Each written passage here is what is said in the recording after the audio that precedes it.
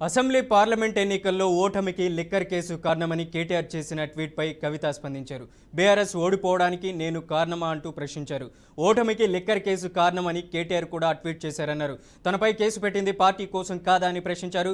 తప్పు తేలకుండానే తన వ్యక్తిత్వ హననం చేశారని ఆవేదన వ్యక్తం చేశారు. కేసు పెట్టినప్పుడు తప్పుడు ప్రచారం చేసినప్పుడు ఎందుకు మాట్లాడలేదని ప్రశ్నించారు. ఓటమిని తనపై రుద్దాలని చూస్తే ప్రజలు ఊరుకోరంటూ ఆగ్రహం వ్యక్తం చేశారు.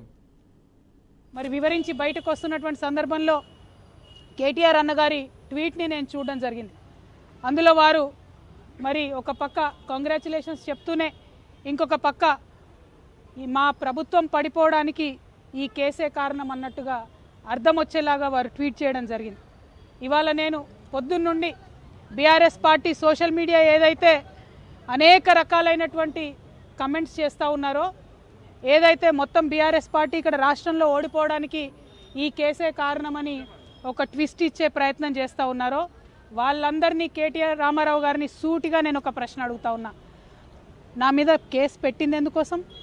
పార్టీ కోసం కాదా? ఈ మాట కేసీఆర్ గారు చెప్పలేదా?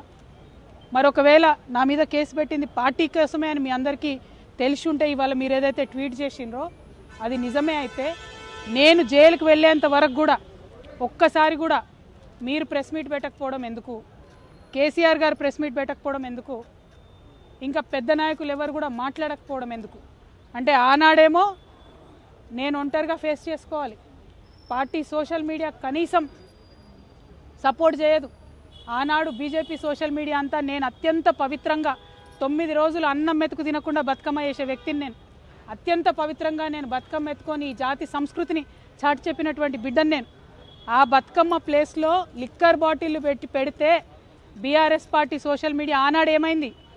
మీరు ఆనాడే ఎదుర్కొని ఉంటే ఈ గతి పట్టేదా బీఆర్ఎస్ పార్టీకి? బీఆర్ఎస్ పార్టీ అసెంబ్లీ ఎన్నికల్లో ఓడిపోవడానికి నేను కారణమా?